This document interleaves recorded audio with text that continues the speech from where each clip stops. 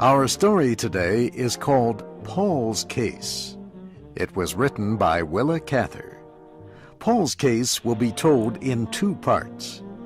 Here is Kay Gallant with part one of the story. Paul hated school. He did not do his homework. He did not like his teachers. Paul's father did not know what to do with him. His teachers did not know either. One afternoon, all his teachers at Pittsburgh High School met together with him to discuss his case. Paul was late. When he entered the room, his teachers sat waiting for him. He was tall for his age and very thin. His clothes were too small for him, but they were clean. He had a bright red flower in the buttonhole of his black jacket. One of the teachers asked Paul why he had come to the meeting. Paul said politely that he wanted to do better in school. This was a lie. Paul often lied. His teachers began to speak. They had many complaints. One said Paul talked to the other students instead of paying attention to the lessons. Another said Paul always sat in class with his hands covering his eyes. A third teacher said Paul looked out the window instead of looking at her. His teachers attacked him without mercy. Paul's eyebrows moved up and down as his teacher spoke. His smile never left his face, but his fingers shook as he touched the flower on his coat. At last the meeting was over. Paul's smile got even wider. He bowed gracefully and left the room. His teachers were angry and confused. The art teacher spoke for all of them when he said there was something about Paul that he didn't understand. "I don't think he really means to be bad," he said. "There's just something wrong with that boy." Then the art teacher remembered one warm afternoon when Paul had fallen asleep in his class. Paul's face was white with thin blue veins under the skin. The boy's face looked tired and lined, like an old man's. His eyebrows moved up and down, even in his sleep. After he left the meeting, Paul ran down the hill from the school, whistling. He was late for his job at the concert hall. Paul was an usher there. He showed people to their seats. He carried messages for them. He brought them their programs with a polite bow. Everyone thought he was a charming boy and the best usher at the hall. When Paul reached the concert hall that evening, he went immediately to the dressing room. About 6 boys were already there. Paul began changing his clothes with excited hands. He loved his green uniform with the gold pockets and design. Paul rushed into the concert hall as soon as he had changed clothes. He ran up and down the hall, helping people. He became more and more excited. His face became pink, and his eyes seemed larger and very bright. He looked almost handsome. At last, everyone was seated. The orchestra began to play, and Paul sat down with a sigh of relief. The music seemed to free something in Paul's spirit. Then a woman came out and began to sing. She had a rich, strong soprano voice. Paul felt truly happy for the first time that day. At the end of the concert, Paul went back to the dressing room. After he had changed his clothes again, he went outside the concert hall. He decided to wait for the singer to come out. While he waited, he looked across the street to the large hotel called the Schenley. All the important people stayed at the Schenley when they visited Pittsburgh. Paul had never been inside it, but he used to stand near the hotel's wide glass doors. He liked to watch the people enter and leave. He believed if he could only enter this kind of a hotel, he would be able to leave school, his teachers, and his ordinary gray life behind him forever. At last, the singer came out of the concert hall. Paul followed her as she walked to the hotel. He was part of a large crowd of admirers who had waited to see her. When they all reached the hotel, she turned and waved. Then the doors opened, and she disappeared inside. Paul stared into the hotel as the doors slowly closed. He could feel the warm, sweet air inside, and for a moment he felt part of a golden world of sparkling lights and marble floors. He thought about the mysterious dishes of food being served in the hotel's dining room. He thought about green bottles of wine growing cold in silver buckets of ice. He turned away from the hotel and walked home. He thought of his room, with its horrible yellow wallpaper, the old bed with its ugly red cover. He shook his head. Soon he was walking down the street where he lived.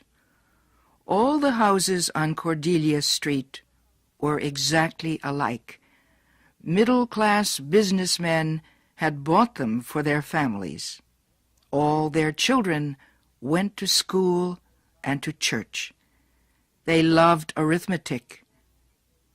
As Paul walked toward his house, he felt as if he were drowning in ugliness.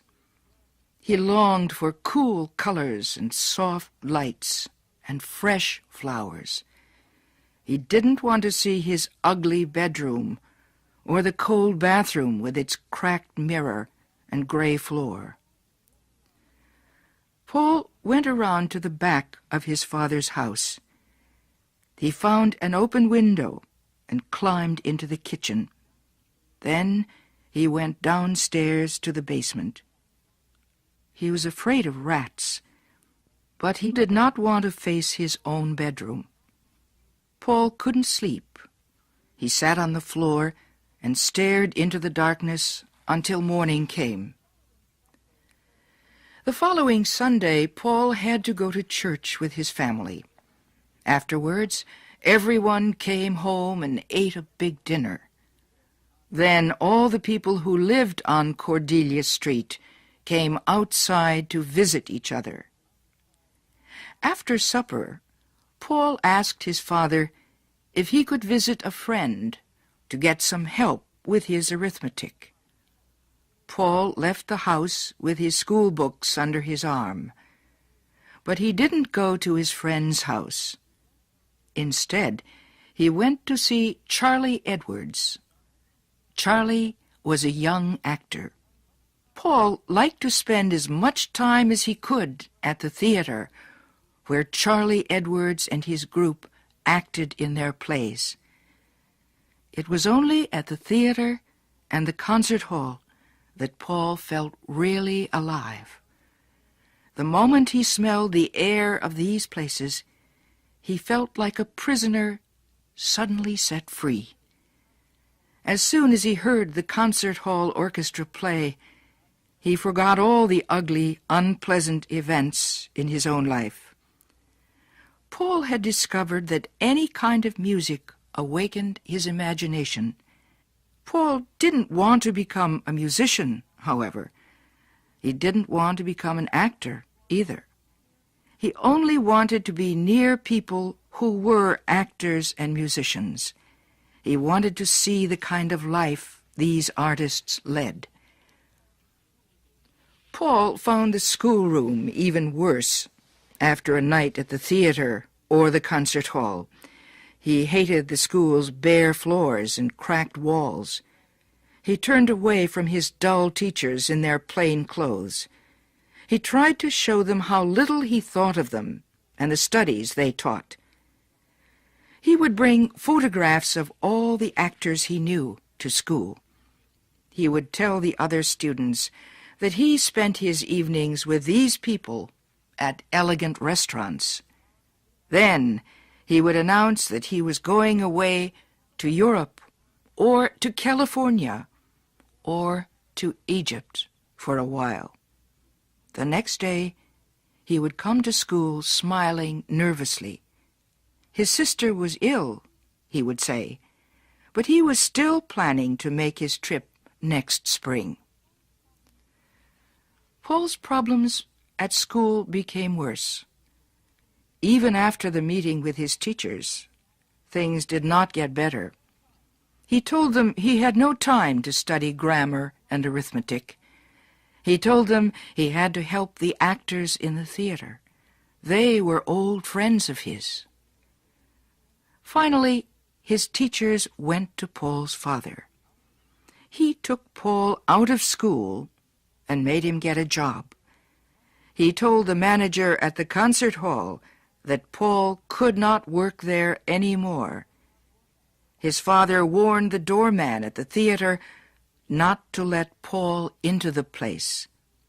And Charlie Edwards promised Paul's father not to see Paul again. All the actors at the theater laughed when they heard about the stories Paul had been telling. The women thought it was funny that Paul had told people he took them out to nice restaurants and sent them flowers.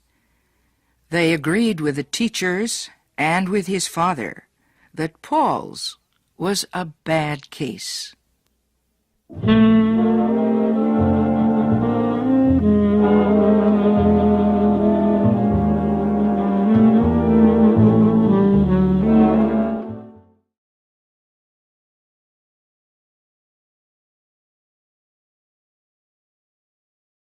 Today we complete the story Paul's Case. It was written by Willa Cather. Here is Kay Gallant with the story. Paul was a student with a lot of problems. He hated school. He didn't like living with his family on Cordelia Street in the industrial city of Pittsburgh. Paul wanted to be surrounded by beautiful things.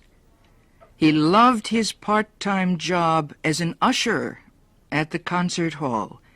He helped people find their seats before the concert. Then he could listen to the music and dream of exciting places. Paul also spent a lot of time at the local theater. He knew many of the actors who worked there. He used to do little jobs for them, and they would let him see plays for free. Paul had little time left for his studies, so he was always in trouble with his teachers. Finally, Paul's teachers complained again to his father. His father took him out of school and made him take a job in a large company. He would not let Paul go near the concert hall or the theater. Paul did not like his job as a messenger boy. He began to plan his escape. A few weeks later, Paul's boss, Mr. Denny, gave Paul a large amount of money to take to the bank. He told Paul to hurry because it was Friday afternoon. He said the bank would close soon and would not open again until Monday. At the bank, Paul took the money out of his pocket. It was $5,000. Paul put the money back in his coat pocket, and he walked out of the bank. He went to the train station and bought a one-way ticket for New York City. That afternoon, Paul left Pittsburgh forever. The train traveled slowly through a January snowstorm. The slow movement made Paul fall asleep. The train whistle blew just as the sun was coming up. Paul awoke, feeling dirty and uncomfortable. He quickly touched his coat pocket. The money was still there. It was not a dream. He really was on his way to New York City with $5,000 in his pocket. Finally, the train pulled into Central Station. Paul walked quickly out of the station and went immediately to an expensive clothing store for men. The salesman was very polite when he saw Paul's money. Paul bought 2 suits, several white silk shirts, some silk ties of different colors. Then he bought a black tuxedo suit for the theater, a warm winter coat, a red bathrobe, and the finest silk underclothes. He told the salesman he wanted to wear one of the new suits and the coat immediately. The salesman bowed and smiled. Paul then took a taxi to another shop, where he bought several pairs of leather shoes and boots. Next, he went to the famous jewelry store, Tiffany's, and bought a tie pin and some brushes with silver handles.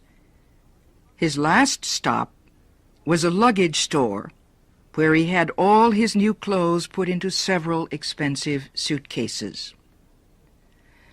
It was a little before 1 o'clock in the afternoon when Paul arrived at the Waldorf Astoria Hotel. The doorman opened the hotel's glass doors for Paul, and the boy entered. The thick carpet under his feet had the colors of 1,000 jewels. The lights sparkled from crystal chandeliers.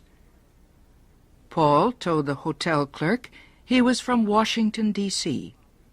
He said his mother and father were arriving in a few days from Europe. He explained he was going to wait for them at the hotel.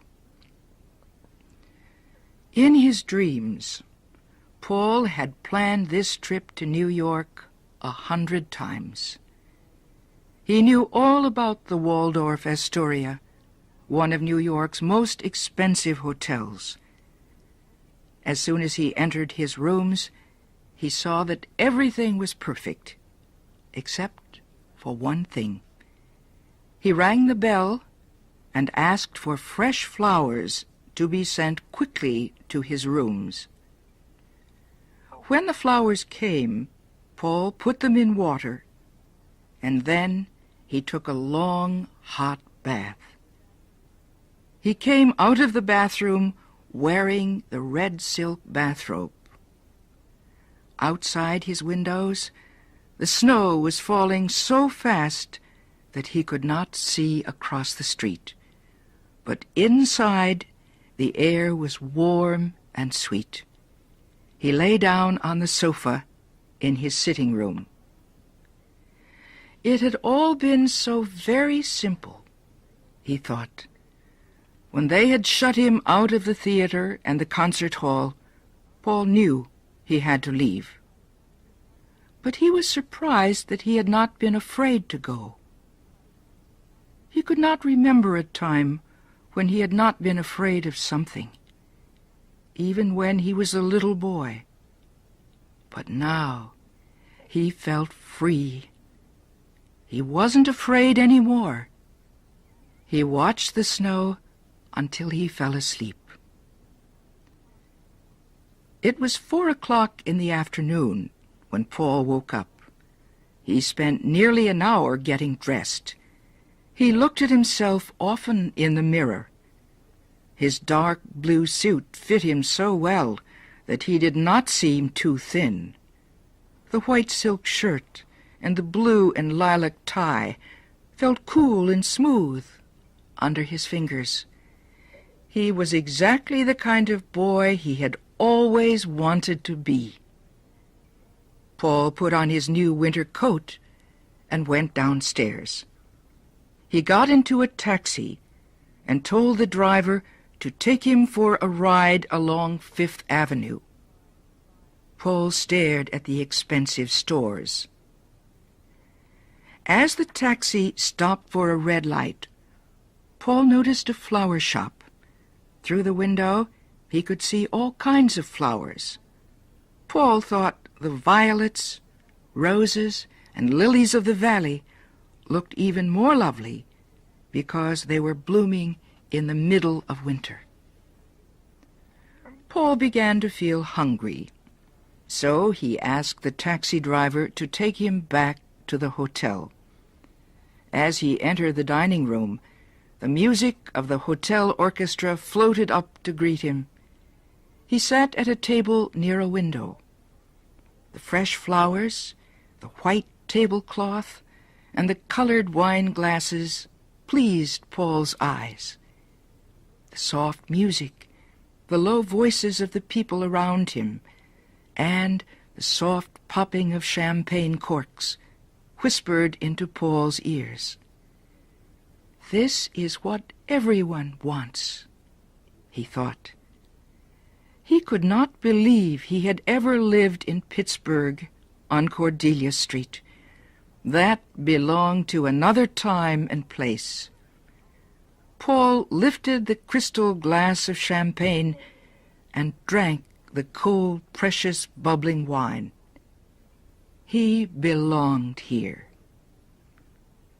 Later that evening, Paul put on his black tuxedo and went to the opera. He felt perfectly at ease. He had only to look at his tuxedo to know he belonged with all the other beautiful people in the opera house. He didn't talk to anyone, but his eyes recorded everything. Paul's golden days went by without a shadow. He made each one as perfect as he could. On the 8th day after his arrival in New York, he found a report in the newspaper about his crime. It said that his father had paid the company the $5,000 that Paul had stolen. It said Paul had been seen in a New York hotel, and it said Paul's father was in New York. He was looking for Paul to bring him back to Pittsburgh. Paul's knees became weak. He sat down in a chair and put his head in his hands. The dream was ended.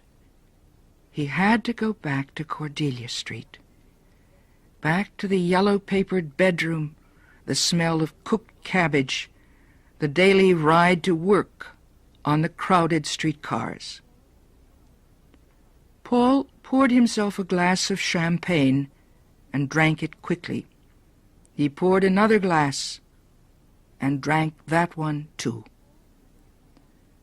Paul had a taxi take him out of the city and into the country.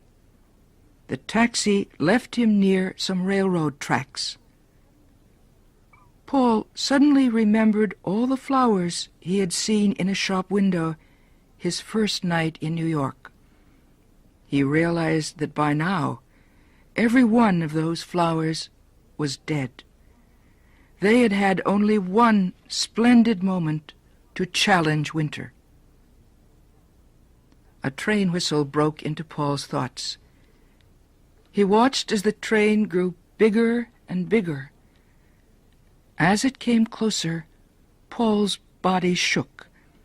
His lips wore a frightened smile. Paul looked nervously around as if someone might be watching him. When the right moment came, Paul jumped. And as he jumped, he realized his great mistake. The blue of the ocean and the yellow of the desert flashed through his brain. He had not seen them yet.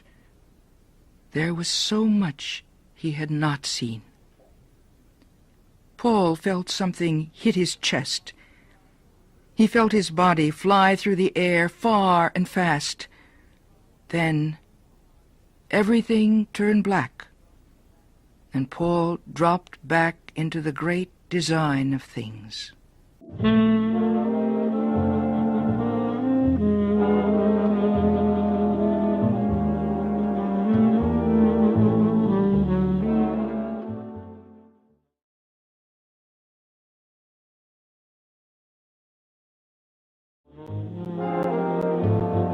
Today we tell a traditional American story called A Tall Tale. A tall tale is a story about a person who is larger than life. The descriptions in the story are exaggerated, much greater than in real life. Long ago, the people who settled in undeveloped areas in America first told tall tales. After a hard day's work, people gathered to tell each other funny stories. Pecos Bill was a larger-than-life hero of the American West. No one knows who first told stories about Pecos Bill. Cowboys may have invented the stories. Others say Edward O'Reilly invented the character in stories he wrote for the Century magazine in the early 1900s. The stories were collected in a book called The Saga of Pecos Bill, published in 1923. Another writer, James Cloyd Bowman, wrote an award-winning children's book called Pecos Bill, the Greatest Cowboy of All Time. The book won the Newbery Honor in 1938. Pecos Bill was not a historical person, but he does represent the spirit of early settlers in the American West. His unusual childhood and extraordinary actions tell about people who believed there were no limits to what they could do. Now, here is Barbara Klein with our story.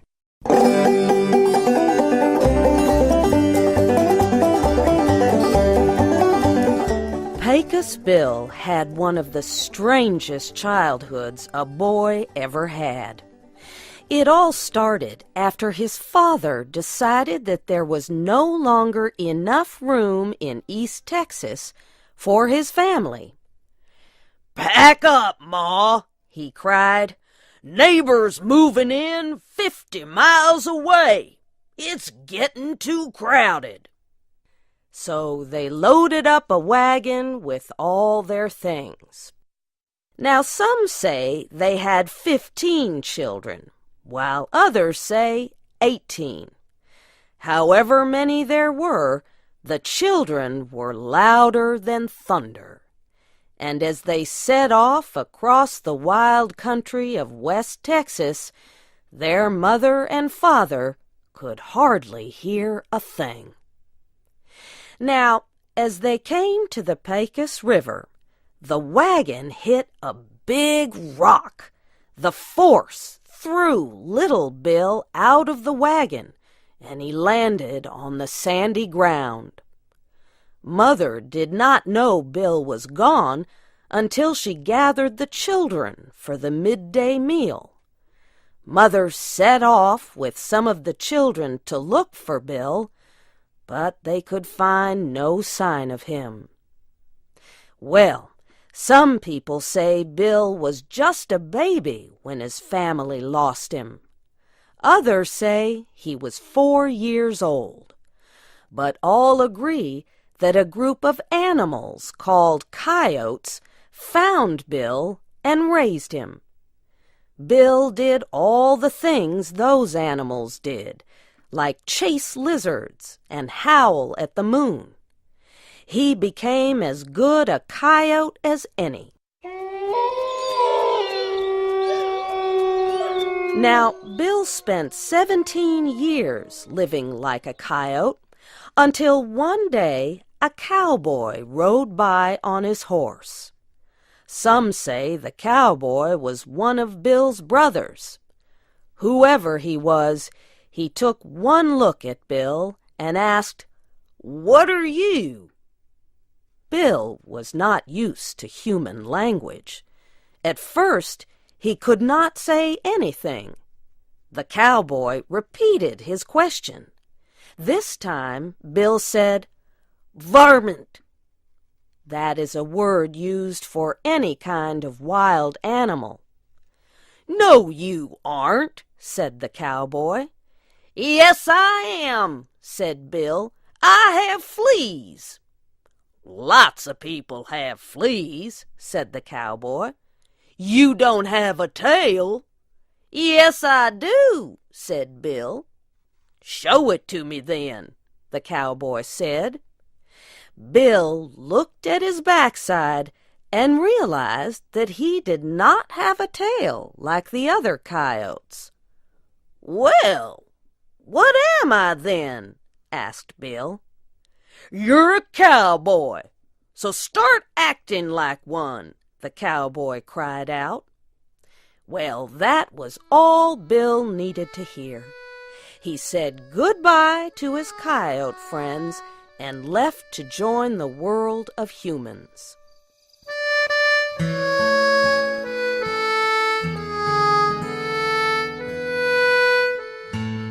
Now, Pecos Bill was a good cowboy.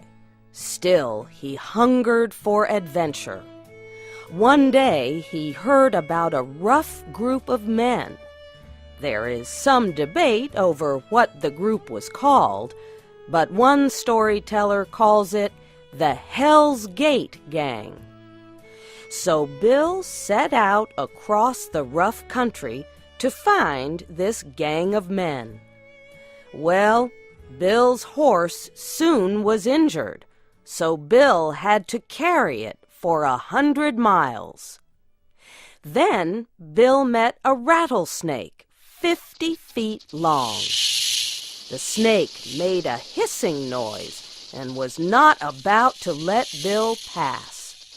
But after a tense minute, Bill beat the snake until it surrendered. He felt sorry for the varmint, though, and wrapped it around his arm. After Bill walked another 100 miles, he came across an angry mountain lion. There was a huge battle, but Bill took control of the big cat and put his saddle on it. He rode that mountain lion all the way to the camp of the Hell's Gate Gang. Now, when Bill saw the gang, he shouted out, "Who's the boss around here?" A huge cowboy, 9 feet tall, took one look at Bill and said in a shaky voice, "I was the boss, but you are the boss from here on in." With his gang, Pecos Bill was able to create the biggest ranch in the Southwest. Bill and his men had so many cattle that they needed all of New Mexico to hold them. Arizona was the pasture where the cattle ate grass. Pecos Bill invented the art of being a cowboy. He invented the skill of throwing a special rope called a lasso over a cow's head to catch wandering cattle. Some say he used a rattlesnake for a lasso. Others say he made a lasso so big that it circled the whole earth. Bill invented the method of using a hot branding iron to permanently put the mark of a ranch on a cow's skin. That helped stop people from stealing cattle.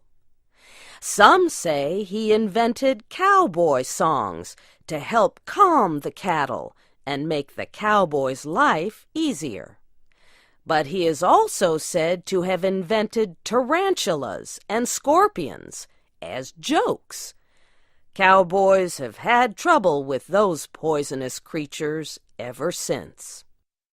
Now, Pecos Bill could ride anything that ever was. So, as some tell the story, there came a storm bigger than any other. It all happened during the worst drought the West had ever seen. It was so dry that horses and cows started to dry up and blow away in the wind. So when Bill saw the windstorm, he got an idea. The huge tornado kicked across the land like a wild bronco. But Bill jumped on it without a thought. He rode that tornado across Texas, New Mexico, and Arizona, all the time squeezing the rain out of it to save the land from drought. When the storm was over, Bill fell off the tornado. He landed in California. He left a hole so deep that to this day it is known as Death Valley.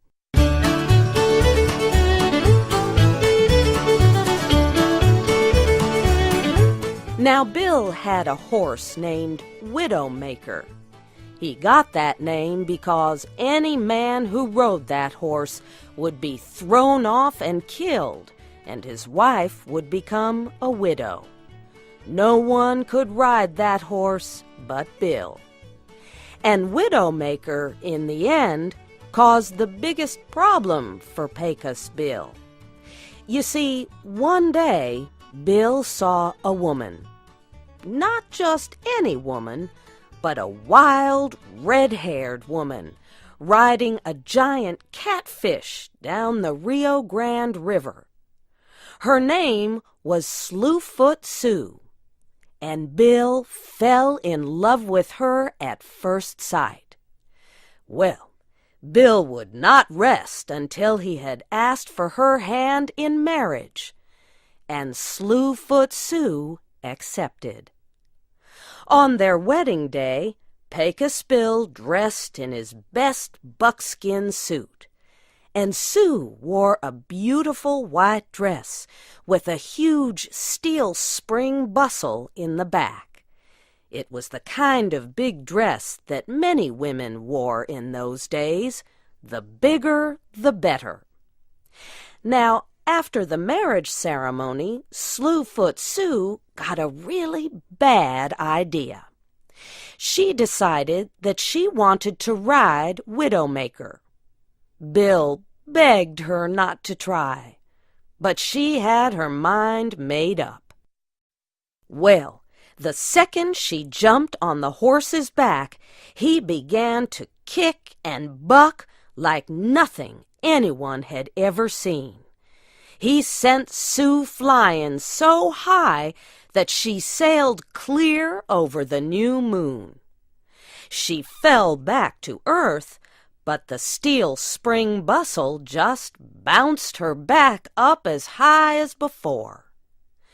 Now, there are many different stories about what happened next. One story says Bill saw that Sue was in trouble. She would keep bouncing forever if nothing was done. So he took his rope out, though some say it was a huge rattlesnake, and lassoed Sue to catch her and bring her down to earth.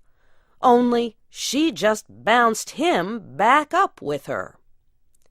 Somehow the two came to rest on the moon, and that's where they stayed. Some people say they raised a family up there. Their children were as loud and wild as Bill and Sue were in their younger days. People say the sound of thunder that sometimes carries over the dry land around the Pecos River is nothing more than Pecos Bill's family laughing up a storm. We're the toughest critter west of the Alamo. Once there was a drought that spread all over Texas, so to sunny California he did go. And though the gag is kind of corny, he brought rain from California. That's the way we got the Gulf of Mexico. So yippee-yi-yi, yippee-yi-o, we're the toughest critter west of the Alamo.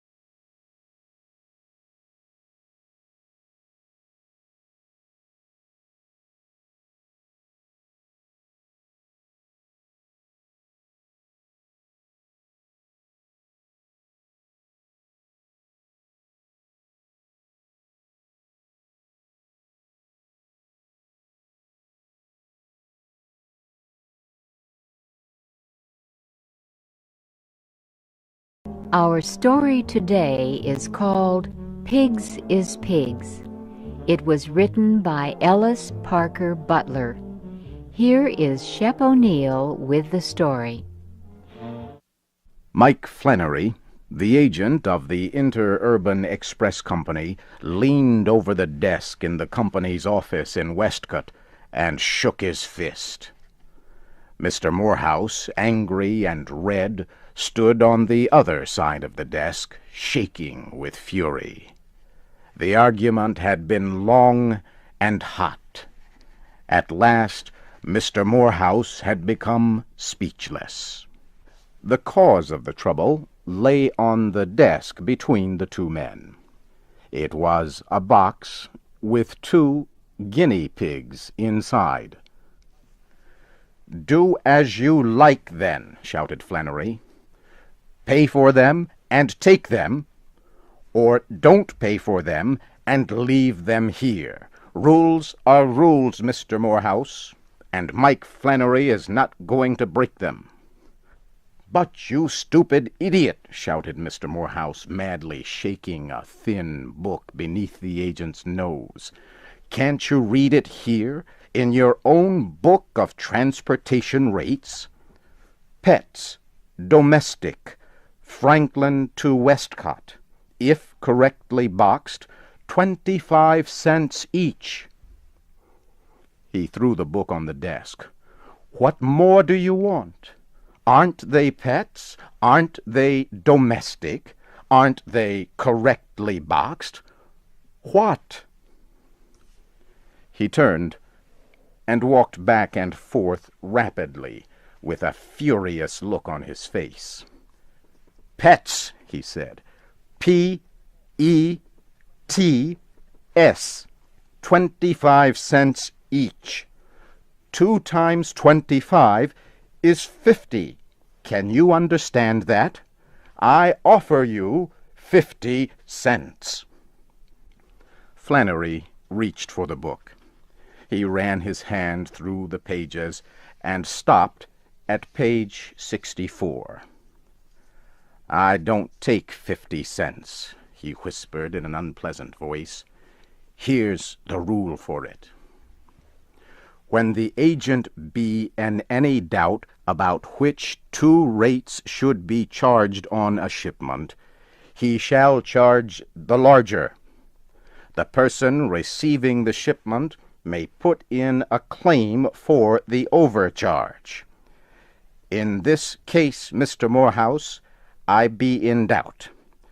Pets them animals may be, and domestic they may be, but pigs I'm sure they do be, and my rule says plain as the nose on your face, pigs, Franklin to Westcott, 30 cents each. Mr. Morehouse shook his head savagely. Nonsense, he shouted. Confounded nonsense, I tell you. That rule means common pigs, not guinea pigs. Pigs is pigs, Flannery said firmly. Mr. Morehouse bit his lip and then flung his arms out wildly. Very well, he shouted. You shall hear of this.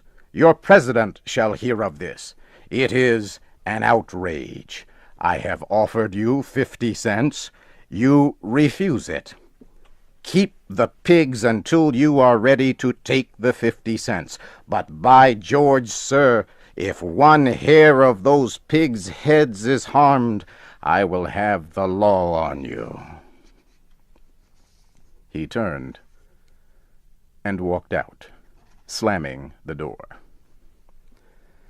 Flannery carefully lifted the box from the desk and put it in a corner.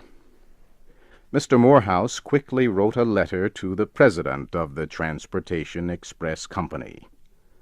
The president answered, informing Mr. Morehouse that all claims for overcharge should be sent to the Claims Department. Mr. Morehouse wrote to the Claims Department. 1 week later, he received an answer. The Claims Department said it had discussed the matter with the agent at Westcott. The agent said Mr. Morehouse had refused to accept the 2 guinea pigs shipped to him. Therefore, the department said, Mr. Morehouse had no claim against the company and should write to its tariff department. Mr. Morehouse wrote to the tariff department. He stated his case clearly. The head of the tariff department read Mr. Morehouse's letter.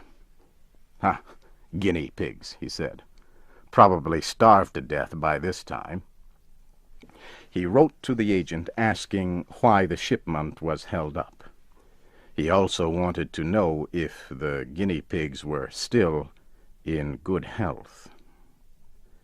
Before answering, Agent Flannery wanted to make sure his report was up to date, so he went to the back of the office and looked into the cage. Good Lord, there were now 8 of them, all well and eating like hippopotamuses. He went back to the office and explained to the head of the tariff department what the rules said about pigs. And as for the condition of the guinea pigs, said Flannery, they were all well. But there were 8 of them now, all good eaters. The head of the tariff department laughed when he read Flannery's letter. He read it again and became serious. "By George," he said, "Flannery is right. Pigs is pigs. I'll have to get something official on this." He spoke to the president of the company. The president treated the matter lightly. "What is the rate on pigs and on pets?" he asked. "Pigs, 30 cents. Pets, 25, the head of the tariff department answered. "Then, of course, guinea pigs are pigs," the president said. "Yes," the head of the tariff department agreed. "I look at it that way, too. A thing that can come under 2 rates is naturally to be charged at the higher one. But are guinea pigs pigs? Aren't they rabbits?" "Come to think of it," the president said, "I believe they are more like rabbits, sort of halfway between pig and rabbit. I think the question is this: are guinea pigs of the domestic pig family? I'll ask Professor Gordon. He is an expert about such things." The president wrote to Professor Gordon.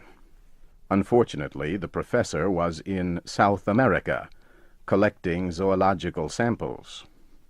His wife forwarded the letter to him. The professor was in the high Andes Mountains. The letter took many months to reach him. In time, the president forgot the guinea pigs.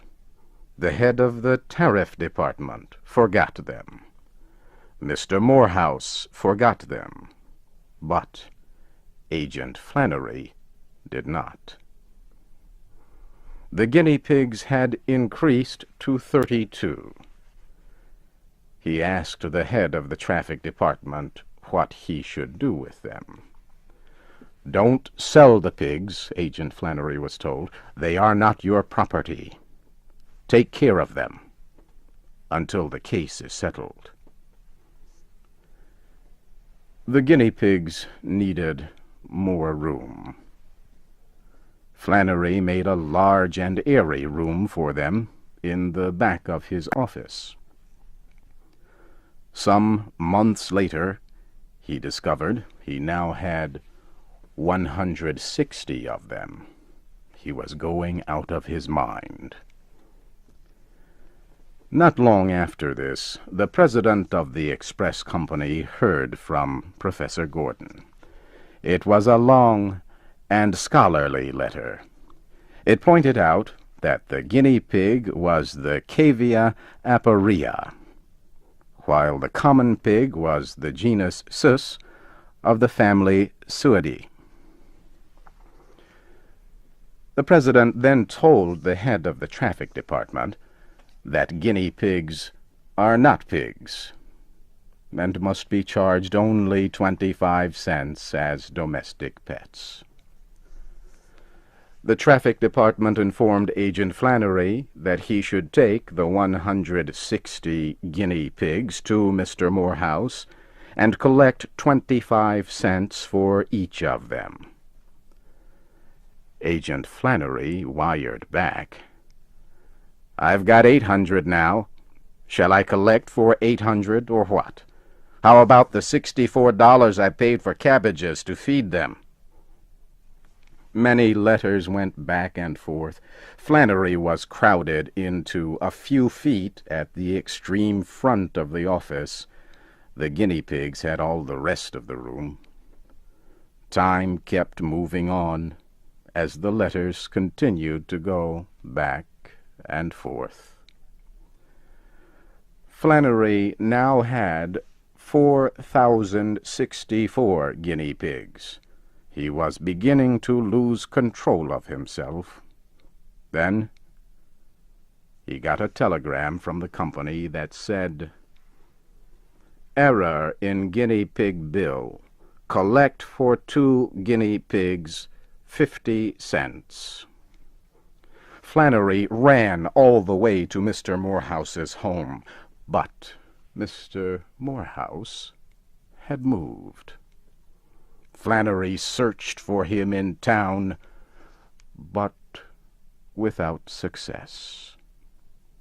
He returned to the express office and found that 206 guinea pigs had entered the world since he left the office.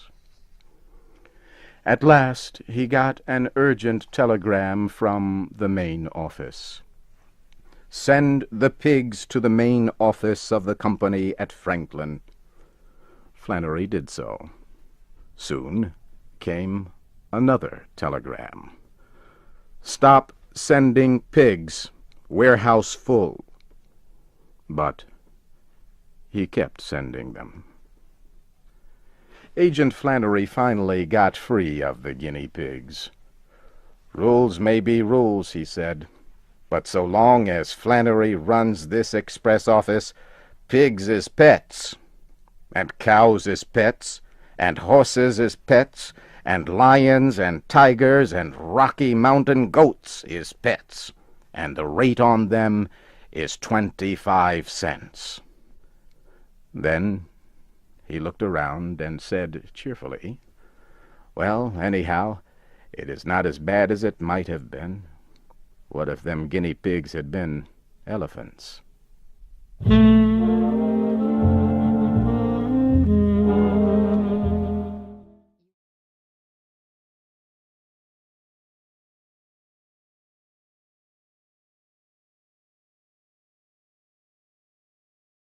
Today we complete the story Rappaccini's Daughter.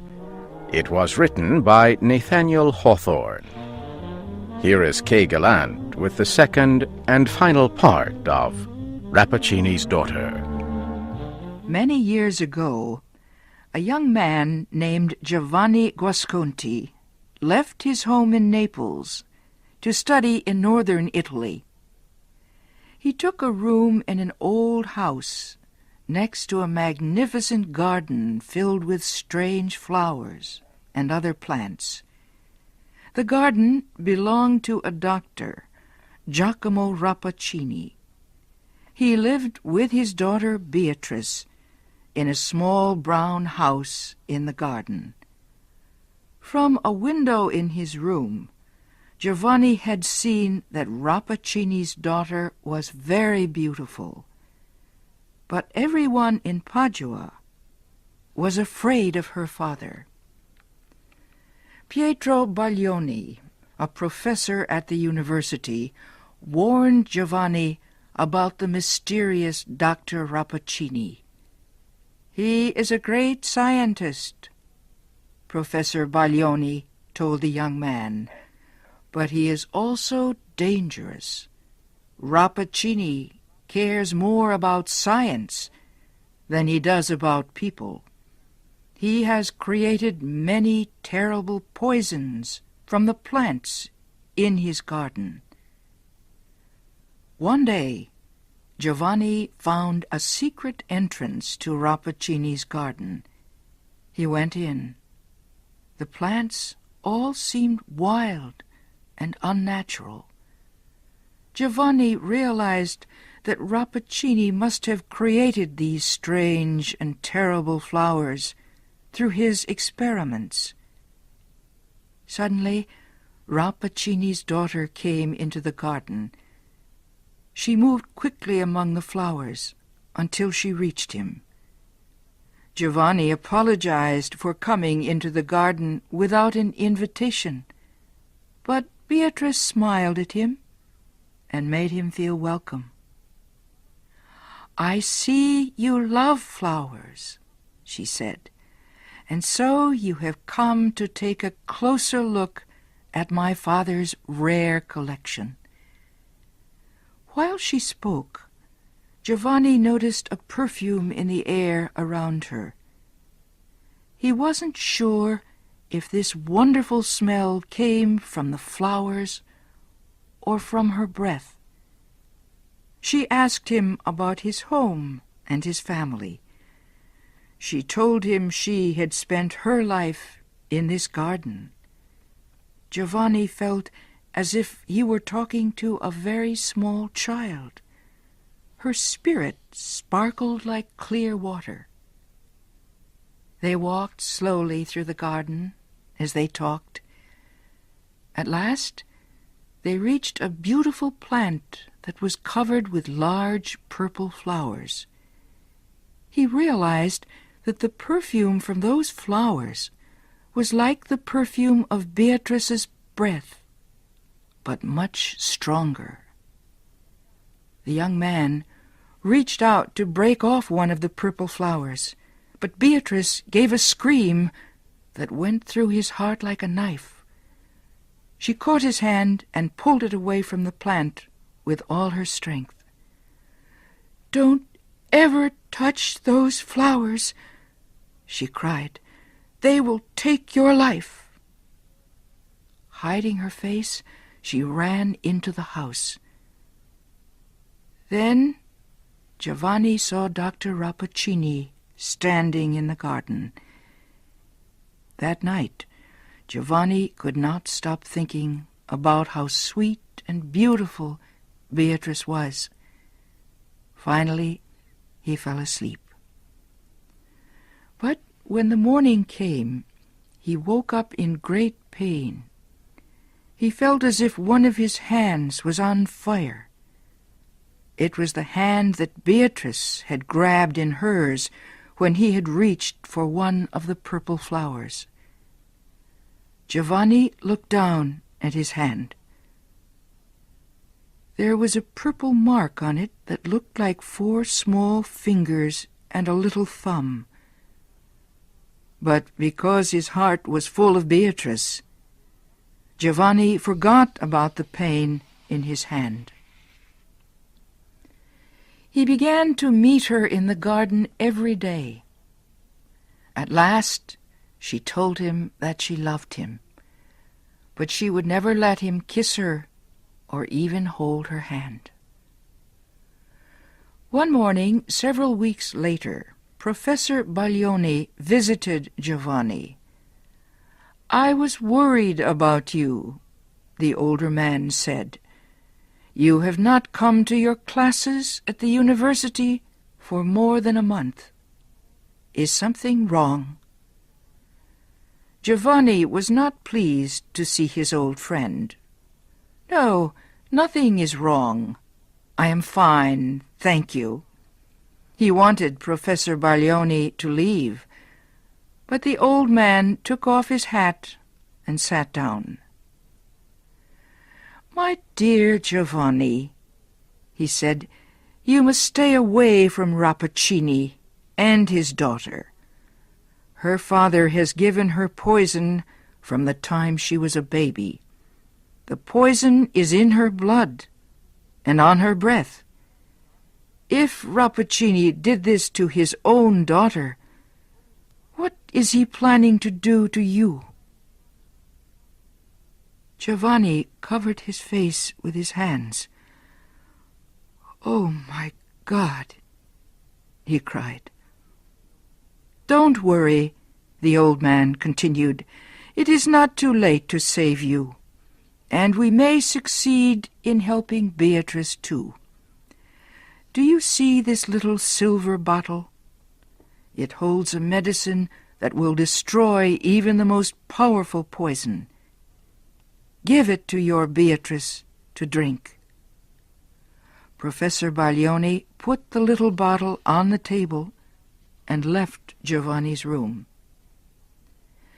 The young man wanted to believe that Beatrice was a sweet and innocent girl, and yet Professor Baglioni's words had put doubts in his heart. It was nearly time for his daily meeting with Beatrice.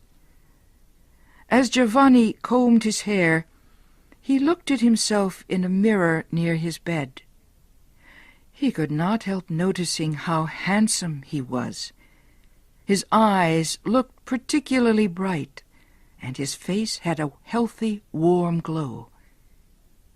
He said to himself, "At least her poison has not gotten into my body yet." As he spoke, he happened to look at some flowers he had just bought that morning. A shock of horror went through his body. The flowers were turning brown. Giovanni's face became very white as he stared at himself in the mirror. Then he noticed a spider crawling near his window. He bent over the insect and blew a breath of air at it. The spider trembled and fell dead.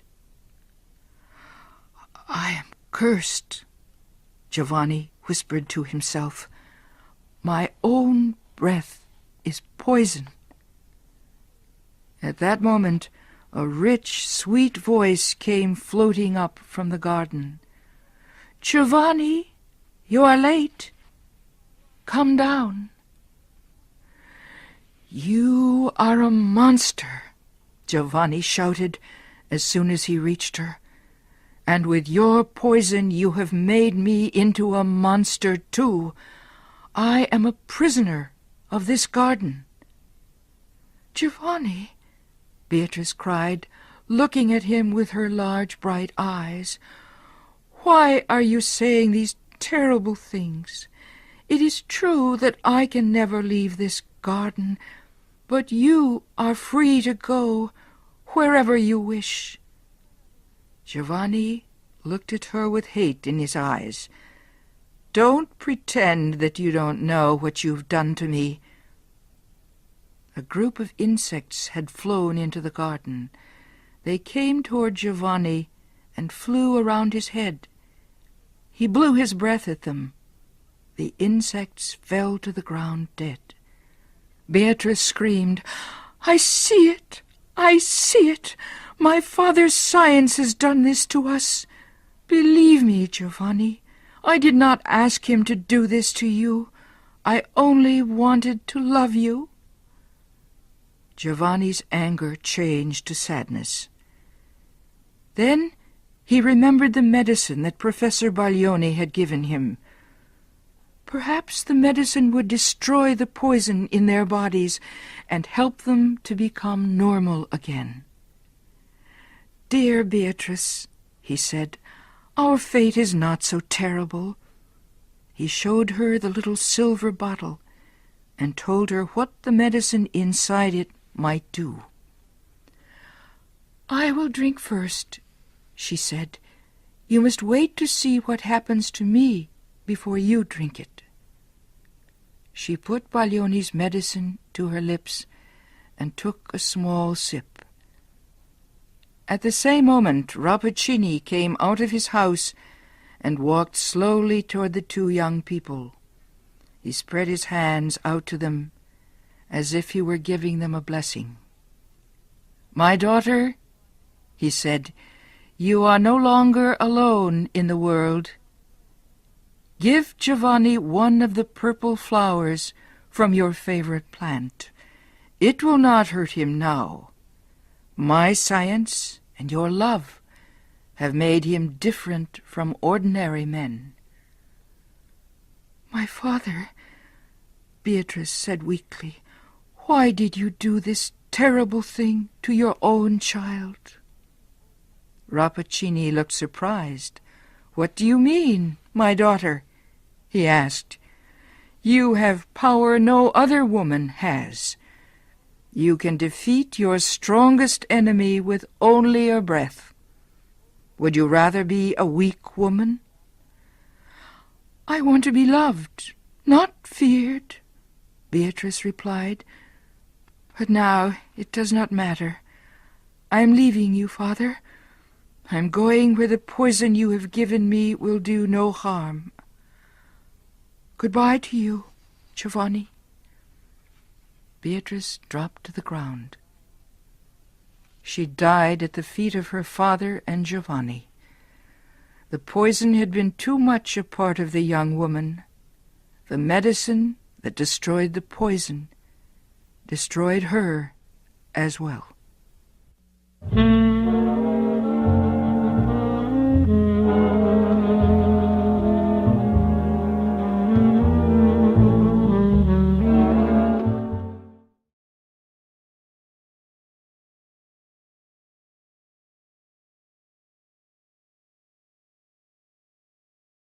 Paul followed her as she walked to the hotel.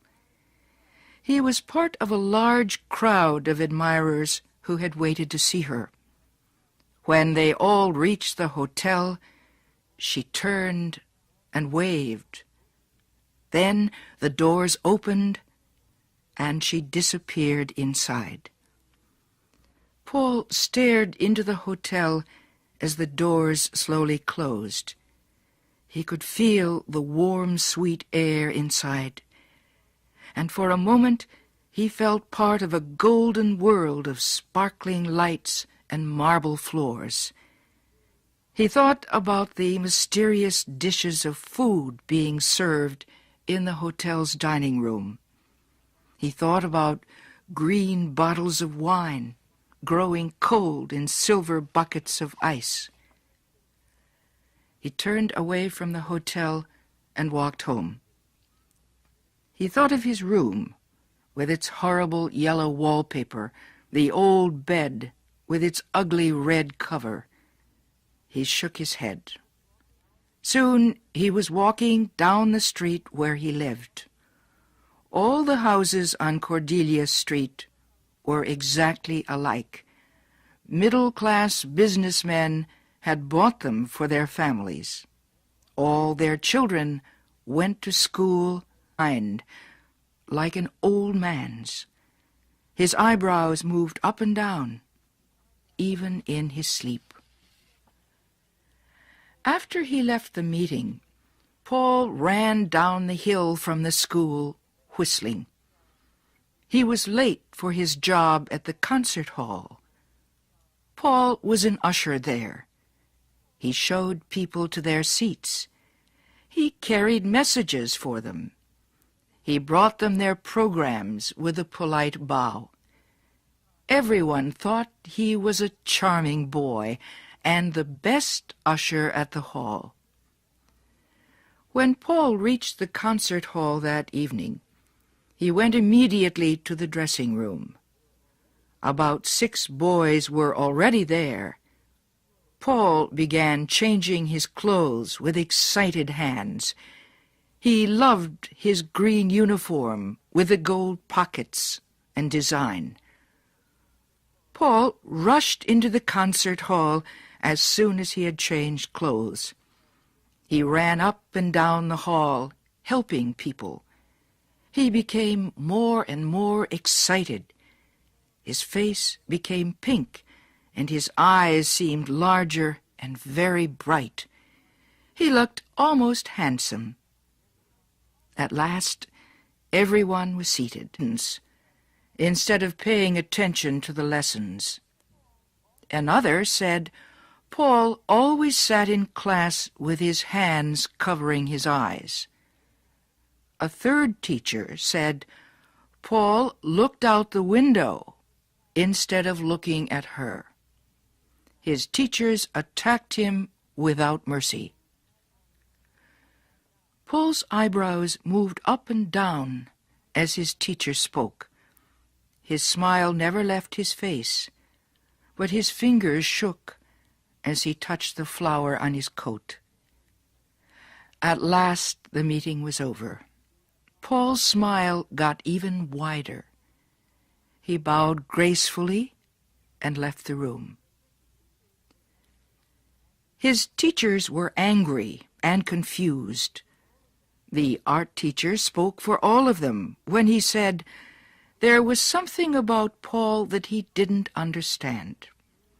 I don't think he really means to be bad, he said. There's just something wrong with that boy. Then the art teacher remembered one warm afternoon when Paul had fallen asleep in his class. Paul's face was white with thin blue veins under the skin. The boy's face looked tired and lined. Our story today is called Paul's Case. It was written by Willa Cather. Paul's Case will be told in 2 parts. Here is Kay Gallant with part 1 of the story. Paul hated school. He did not do his homework. He did not like his teachers. Paul's father did not know what to do with him. His teachers did not know either. One afternoon, all his teachers at Pittsburgh High School met together with him to discuss his case. Paul was late. When he entered the room, his teachers sat waiting for him. He was tall for his age and very thin. His clothes were too small for him, but they were clean. He had a bright red flower in the buttonhole of his black jacket. One of the teachers asked Paul why he had come to the meeting. Paul said politely that he wanted to do better in school. This was a lie. Paul often lied. His teachers began to speak. They had many complaints. One said Paul talked to the other students. The orchestra began to play, and Paul sat down with a sigh of relief. The music seemed to free something in Paul's spirit. Then a woman came out and began to sing. She had a rich, strong soprano voice. Paul felt truly happy for the first time that day. At the end of the concert, Paul went back to the dressing room.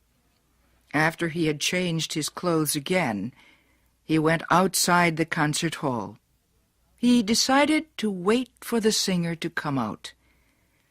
While he waited, he looked across the street to the large hotel called the Schenley. All the important people stayed at the Schenley when they visited Pittsburgh. Paul had never been inside it, but he used to stand near the hotel's wide glass doors. He liked to watch the people enter and leave. He believed if he could only enter this kind of a hotel, he would be able to leave school, his teachers, and his ordinary gray life behind him forever. At last, the singer came out of the concert hall.